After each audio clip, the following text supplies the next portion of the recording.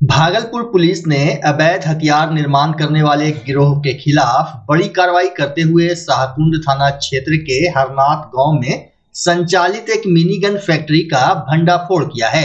संयुक्त छापेमारी के दौरान भारी मात्रा में निर्मित एवं अर्धनिर्मित हथियार बनाने के उपकरण और अन्य सामग्री बरामद की गई। इस कार्रवाई में 5 आरोपियों को गिरफ्तार किया गया, जबकि मुख्य आरोपी मौके से फरार हो गया।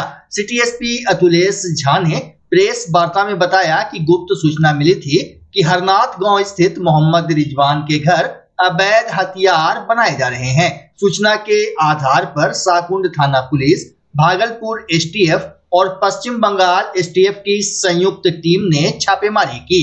पुलिस की कार्रवाई के दौरान मुख्य आरोपी मोहम्मद रिजवान फरार हो गया। मौके से मोहम्मद कासिम, मोहम्मद समीम, मोहम्मद मिराज, मोहम्मद मैसर और जब्बार मंसूरी को गिरफ्तार किया गया।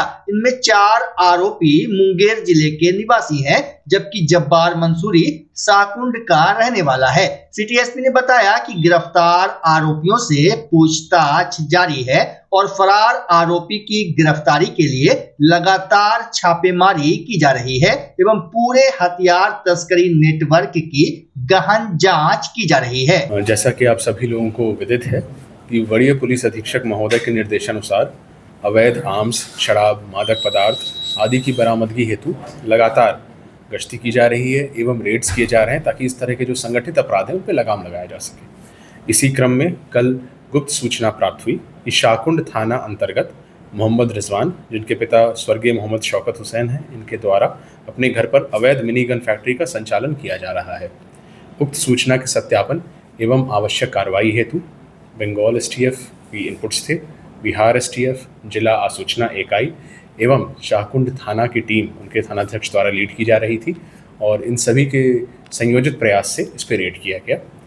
तो गठित टीम के द्वारा हरनथ स्थित मोहम्मद रिजवान के घर पर छापेमारी के क्रम में मिनी गन फैक्ट्री का उद्भेदन किया गया, जिसमें विभिन्न प्रकार के निर्मित तथा अर्धनिर्मित अवैध आग्नेयास्त्र एवं अवैध हथियार बनाने वाले उपकरण के साथ मोहम्मद कासिम, मोहम्मद समीम, मोहम्मद मिराज, ये तीनों थाना कासिम बाजार के रहने वाले हैं, मोहम्मद मैसर जो कि मुंगेर के रहने वाले हैं और जब्बार मंसूरी जो कि भागलपुर के ही शाहकुंड के रहने वाले हैं, इनको गिरफ्तार किया गया और सुसंगत धाराओं में प्राथमिकी दर्ज की गई है।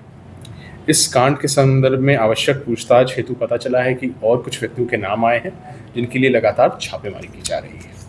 इस घटना में पुलिस को अच्छी सफलता हाथ लगी है और जो चीज़ें बरामद की गई हैं उसमें है 1 नाली बंदूक, मोबाइल फ़ोन 8, छैनी 1, ड्रिल मशीन 2, हथौड़ी, बर्मा ड्रिल 8 और अर्धनिर्मित लोहे के बॉडी 7 मिले हैं हथियारों के, लेंथ मशीन, मिलिंग मशीन, रेती, सरसी, इस प्रकार के जो भी प्रयोजन होते हैं हथियार बनाने में, उन सभी को यहाँ से रिकवर किया गया है और 5 गिरफ्तारियाँ की गई हैं। और छापामारी दल जो स्वयं थानाध्यक्ष पवन कुमार शाहकुंड थे वो लीड कर रहे थे, उनके साथ थे पुअनी शिव कुमार, पुअनी देवकरण, पुअनी मुकेश कुमार, एसटीएफ की टीम एवं डीआईओ की टीम। भागलपुर संग्रहालय आज भी अपनी ऐतिहासिक धरोहरों के जरिए लोगों को प्राचीन सभ्यता से रूबरू करा रहा है। संग्रहालय में दैनिक जीवन में उपयोग होने वाली मिट्टी से बनी कई दुर्लभ और प्राचीन वस्तुएं सुरक्षित रखी गई हैं, जो इतिहास प्रेमियों के लिए खास आकर्षण का केंद्र है। जिला कला एवं सांख्यिकी पदाधिकारी अंकित रंजन ने बताया कि प्राचीन काल में अधिकांश घरेलू उपयोग की वस्तुएं मिट्टी से बनाई जाती थी। आधुनिक तकनीक के दौर में ये पारंपरिक वस्तुएं धीरे धीरे विलुप्त होती जा रही हैं। संग्रहालय में संरक्षित ये धरोहरें हमारी सांस्कृतिक विरासत की अमूल्य पहचान है और नई पीढ़ी को इतिहास, संस्कृति एवं प्राचीन जीवन शैली से जोड़ने का महत्वपूर्ण माध्यम भी बन रही है।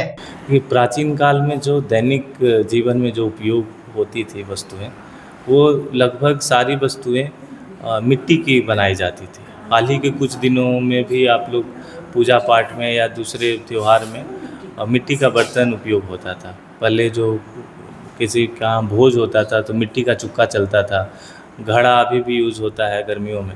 तो इस तरह से प्राचीन काल में लगभग सारी दैनिक उपयोग की वस्तुएं मिट्टी की होती थी और जो मिट्टी की वस्तुएं पका के बनाई जाती है उन्हें हम आमतौर पे टेराकोटा कहते हैं।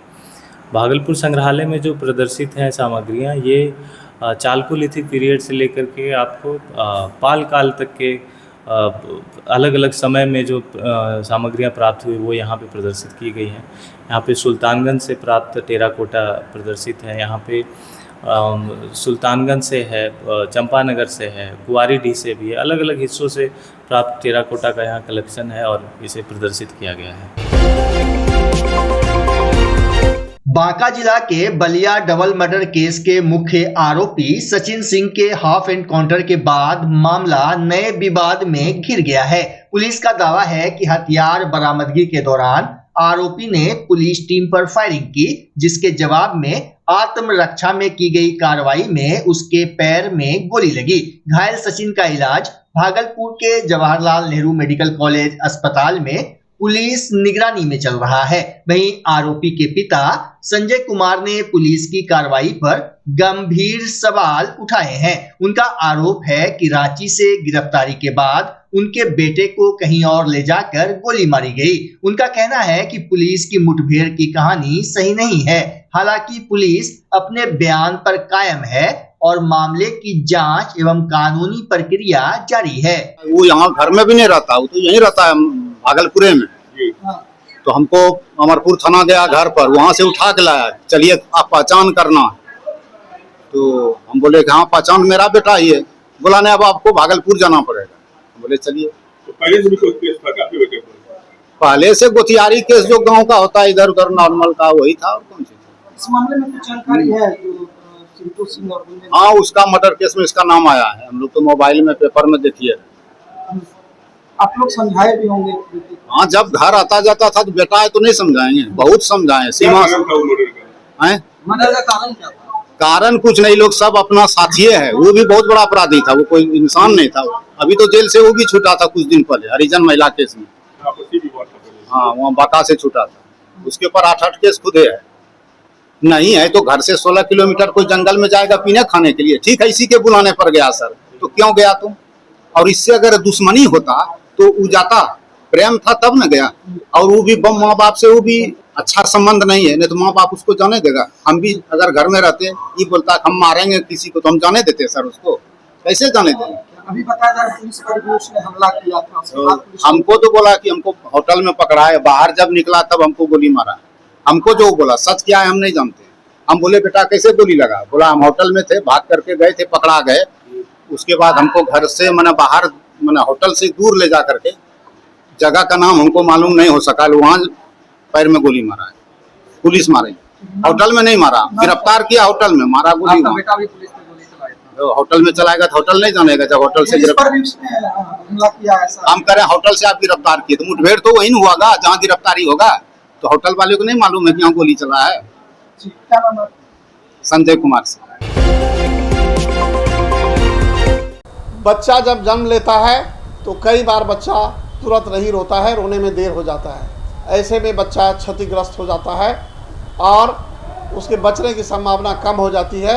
और यदि बचा तो भविष्य में उसमें विकलांगता की समस्या आती है, जिसे सीपी कहते हैं, जिसका कोई माकूल इलाज नहीं है और ज़िंदगी भर बच्चा विकलांगता से जूझ सकता है। ऐसे में पूरे संसार में कूलिंग थेरेपी का सहारा लिया जाता है। जन्म से ठीक 6 घंटा के अंदर यदि उसको कूलिंग थेरेपी दिया जाए तो उससे उसका सीपी की समस्या कम होती है और बचने की भी संभावना बढ़ती है।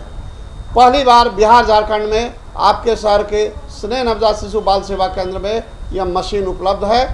कभी भी ऐसी बात हो कि बच्चा रोने में विलम्ब हो गया तो आप स्नेह नवजात शिशु बाल सेवा केंद्र में जरूर संपर्क करें।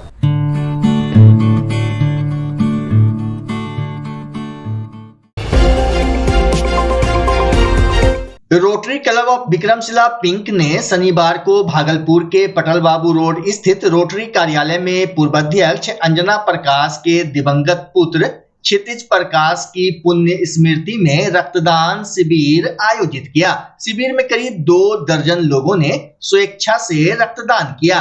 पहली बार रक्तदान करने वाले 5 युवाओं सहित महिलाओं और बुजुर्गों ने भी उत्साहपूर्वक भाग लिया। सभी रक्तदाताओं को प्रशस्ति पत्र और टी शर्ट देकर सम्मानित किया गया। क्लब की अध्यक्ष सुधा पांडे ने रक्तदान को मानवता की सबसे बड़ी सेवा बताया। वहीं क्लब ने 26 अगस्त को परवीन सिंह की जयंती पर 100 यूनिट लक्ष्य के साथ मेगा रक्तदान शिविर आयोजित करने की घोषणा की। कैसा फील हो रहा है चन्ना जी? मजेदार, बहुत बढ़िया। देते देते हैबिट हो गया ना? आदत हो गया, हर साल देना ही है 1 से 2 बार। कितने साल से दे रही हैं? 8-9 साल हो गए। चलिए, बहुत अच्छी बात है।